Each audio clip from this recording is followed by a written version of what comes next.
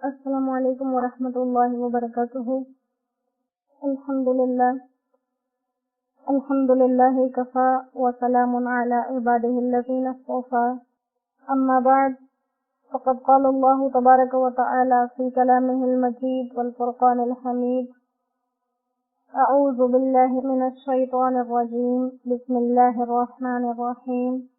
وَلَقَدْ يَسَّرْنَا الْقُرْآنَ لِلذِّكْرِ فَهَلْ مِن مُّدَّكِرٍ. وقال النبي صلى الله عليه وسلم خيركم من تعلم القرآن وعلمه، أو كما قال. اللهم صل على محمد وعلى آل محمد كما صليت على إبراهيم وعلى آل إبراهيم إنك حميد مجيد. اللهم بارك على محمد وعلى آل محمد كما باركت على إبراهيم وعلى آل إبراهيم إنك حميد مجيد. رب اشرح لي صدري ويسر لي أمري واحلل عقدة من لساني يفقهوا قولي. رب يسر ولا تعسر وتمم بالخير وبك نستعين وبك نستغيث. ربی زدنی علما ربی زدنی علما ربی زدنی علما. الحمدللہ اللہ پاک کے فضل و کرم کے ساتھ زندگی کی مہلت ملتی جا رہی ہے. آپ صلی اللہ علیہ وآلہ وسلم کا مبارک ارشاد ہے کہ مومن کی عمر کے بڑھنے میں اس کے لیے فائدہ ہے، اس کے لیے خیر ہے، اس کے لیے برکت ہے. کیونکہ جب اس کی عمر بڑھتی ہے تو اس کے پاس نیک اعمال کرنے کے لیے مواقع زیادہ میسر آ جاتے ہیں، اور اگر اس سے کوئی کوتاہیاں کمیاں ہوئی ہیں تو ان کے اوپر شرمندہ ہو کر ان کی تلافی کر سکتا ہے. جیسے ایک حدیث مبارکہ کا مفہوم ہے، اللہ تعالیٰ دل سے معاف فرمائے، کہ دو صحابی رضی اللہ تعالی عنہم اکٹھے مسلمان ہو گئے. پھر ایک ان میں سے ایک جہاد میں شہید ہو گئے اور دوسرے تقریباً 1 سال کے بعد وفات پا گئے. ایک شہید ہوئے اور ایک وفات پا گئے. تو کسی دوسرے صحابی نے ان کو خواب میں دیکھا اور دیکھا کہ وہ لوگ جنت میں جا رہے ہیں، لیکن جن کی وفات ہوئی ہے وہ پہلے جنت میں چلے گئے اور جو شہید ہوئے وہ بعد میں جنت میں گئے. ان کو تعجب ہوا کہ شہداء کا تو بہت درجہ ہے، بہت مقام ہے. جیسے حدیث مبارکہ سے ثابت ہے، خود قرآن میں شہید کو مردہ کہنے سے منع کیا گیا. اتنی اللہ کے نزدیک ان کی عظمت ہے. تو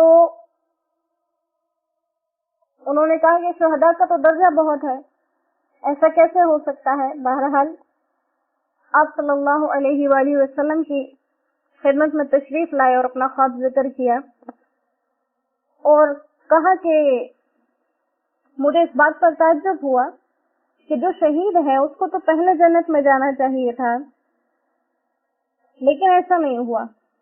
تو آپ صلی اللہ علیہ وآلہ وسلم نے جواب دیا کہ ہاں، شہداء کے درجے تو بہت بلند ہیں، لیکن جو 1 سال تک زندہ رہے اس کے اعمال بھی تو دیکھو کہ 1 سال کے اندر اس کی نمازیں، اس کے روزے، اس کی تلاوتیں، یہ سب چیزیں بڑھ گئیں. تو مومن کی زندگی جو جاری ہے یہ اس کے لیے بہتری ہے کہ اگر وہ پہلے اللہ کو راضی نہیں کر سکا وہ اب راضی کر لے، اگر وہ پہلے اپنے اعمال نہیں سدھار سکا تو اپنے اعمال کو سدھار لے.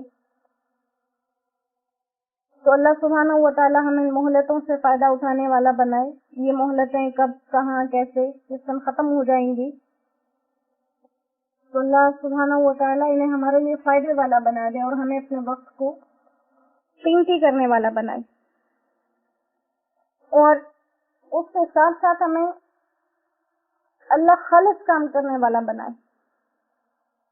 جن چیزوں کے اندر شک و شبہ پڑ جائے ان سے ہمیں دور بچنے والا بنا دے. ایک حدیث مبارکہ کے اندر یہ بات موجود ہے، حدیث مبارکہ ہے کہ نیکی کیا ہے اور گناہ کیا ہے. بہت آسان سا جواب، بہت آسان سی پہچان آپ صلی اللہ علیہ وآلہ وسلم نے بیان کی کہ نیکی وہ ہوتی ہے جس کے کرنے کے بعد انسان خوش ہو جائے. جیسے اچھا اخلاق ہے، نیکی اچھے اخلاق کا نام ہے. اور گناہ کیا ہے، برائی کیا ہے کہ جب تم کسی کام کو کر لو اور اس کے بعد پھر تم اس چیز کو ناپسند کرو کہ میرے اس کام کی لوگوں کو اطلاع ہو. ہر وہ کام جو ہم کر لیں اور ہمیں لگے کہ یہ کسی کو پتہ نہ چلے تو وہ گناہ ہے. اور ہر وہ کام جس کے کرنے کے بعد انسان کا دل مطمئن ہو جائے. مطمئن ہونا یہ نہیں جیسے ہم بہت سے غلط کام کر کے بھی مطمئن ہو جاتے ہیں. مطمئن ہونے کا مطلب کہ اگر کسی کو ہمارا وہ کام پتہ چلتا ہے یا ہمارا جو ضمیر ہے اس کے بعد ہمیں ملامت نہیں کرتا کہ تم نے غلط کیا. جیسے کوئی انسان نماز پڑھ لے گا تو کبھی بھی یہ نہیں چاہے گا کہ لوگوں کو پتہ نہ چلے، یا کبھی بھی یہ نہیں چاہے گا اور اس کے دل کے اندر سے کبھی بھی اس کے لیے یہ آواز نہیں آئے گی کہ تم نے ایک غلط کام کیا ہے.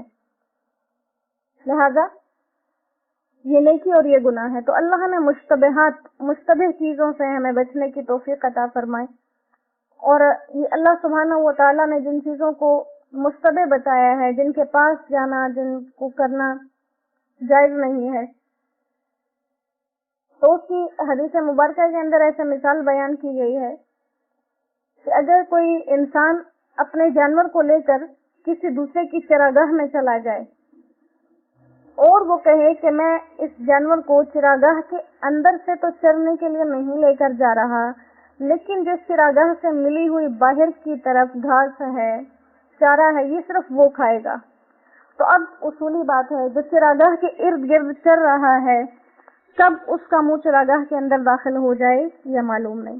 تو اسی لیے وہ کام جن سے اللہ نے منع کیا اگر ہم ان کے قریب بھی جائیں گے تو کب ان میں پڑ جائیں گے یہ معلوم نہیں.